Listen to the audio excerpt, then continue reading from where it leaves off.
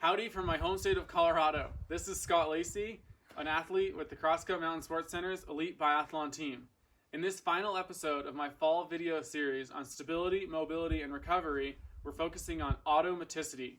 Automaticity is the combination of the previous video's exercises with adding complexity and distraction, therefore ingraining the exercises and functions into the subconscious, such as knee stability in the previous video. Now I'm focusing on balancing in my subconscious, or core stability, delivering power while skiing, or just general range of motion throughout technique, allowing me to then focus on the externalities of skiing on the trail and no longer focusing on the exercise itself. While my previous videos have been highly focused on weight room and dryland exercises, isolating the knee, the core, or your general mobility, this video is focused on ski-specific exercises you can do while you're about to hit the trails as the season rolls around the corner. Thanks so much for watching. Let's get started. We're going to begin with a solid warm-up. This time I'm going to focus on a dynamic warm-up, as most of these exercises are for while we're out skiing on the trail. A dynamic warm-up can be a range of activities, but here are a few of my favorite. Choose an area to walk about 10 steps and start working on high steps. This is not just moving and balance, but also stretching your body. I like high knees. This isolates your hip flexor and your psoas deep inside, while again focusing on balance, knee stability, and general coordination. You can do these back and forth as many times as you want. I then walk backwards, stretching hamstring and calf, pulling my toe towards me with not just my hands, but also my front calf. And then I go a little bit more dynamic. One of my favorites is just ski jumper jumps. Focus on having your weight squarely over your feet, engaging your hamstrings and your glutes, firing all of the muscles instead of just big quad muscles. And lastly, you can throw in a few sprints if you like, or high knees, depending on what exercise you like. But generally gaining a solid warm-up, exercising a range of motion of all major parts of the body.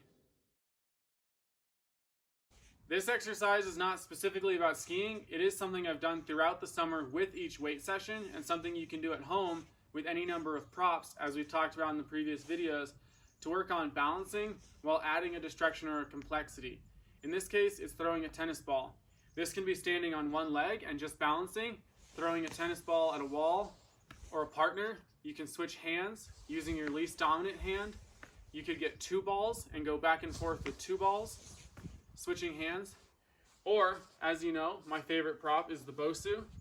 This can be standing like this, or having this. I especially like having two balls going back and forth, switching hands, but engaging all of the motions of mobility and stability while being distracted and no longer consciously thinking of balance, but instead focusing on catching a ball, and your body is automatically balancing and doing these exercises.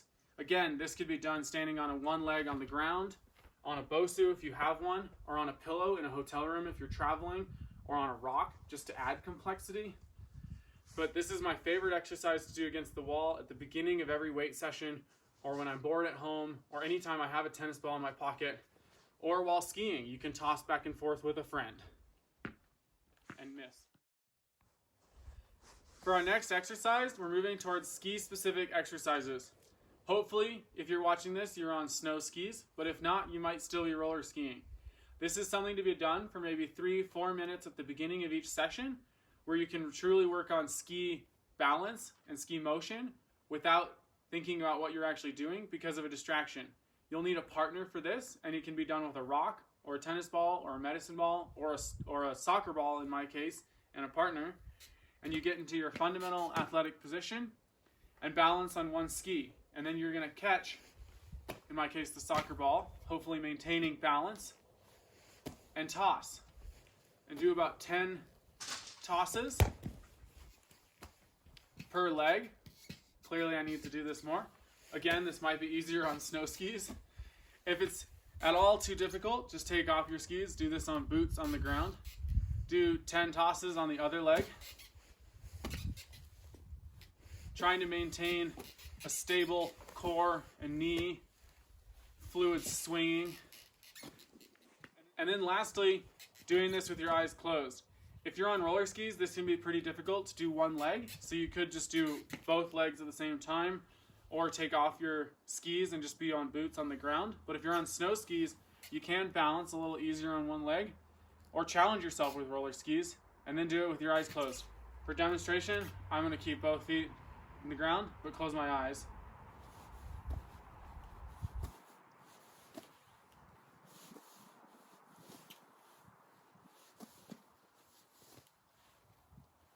And ultimately, no longer focusing on what I'm actually doing, focusing on an external influence, ingraining balance and coordination into the body.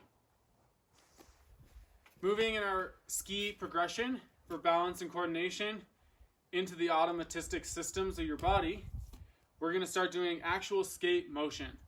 We've done a lot of warm-up, but now it's time to do what we're actually doing on snow. Again, I hope you're on snow. I'm still on roller skis. But this would be using an object, a ball, a medicine ball, a snowball, or something that you're now going to do a skate hop and throw in a motion that requires balance and coordination.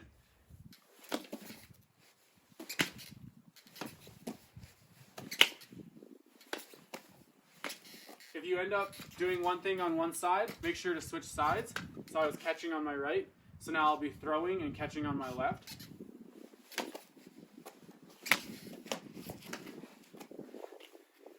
If you're classicing, the same motion can be done on classic skis, but just with a knee drive. So none of these will have pulls, or you can catch while doing it. And now you're focusing on an externality, but the balance and ski technique are happening automatically. For the final exercise, we've now progressed from standing into ski-specific motion. We're just going to ski. This is great to do with a partner if you have a 1K or a 2K lap around the stadium or race warm-up. Just to ski, ditch your pulls, and toss a ball back and forth while skiing. You can just focus on terrain, irregular snow, different ski speed. Your partner can challenge you, toss in a different way, and all of a sudden you're skiing, and all of the balance and coordination we've worked on all fall, and the mobility is automatic. The automaticity is built into skiing, and you're no longer thinking about the individual elements. You're just out doing it. Your body knows it. In its subconscious, you have an externality that then all of a sudden you'll be racing or skiing for fun, and it's pie. Thanks so much for watching my final episode in the video series on stability, mobility, and recovery. We've now learned how to do all of the exercises throughout the dryland season and make them automatic. And these began with doing things not on skis, on shoes, using all sorts of props such as tennis balls, or maybe even pillows if you need balance, and things that you can improvise while on the road and do automatic once on skiing, once you hit the trails and you're skiing out there, not worrying about your body. You're out enjoying the trails, racing hard, and knowing that your body knows what to do. Thanks again for everything. This is Scott from Aspen, Colorado, with the CrossCut Mountain Sports Center's Elite Biathlon team. See you on the trails.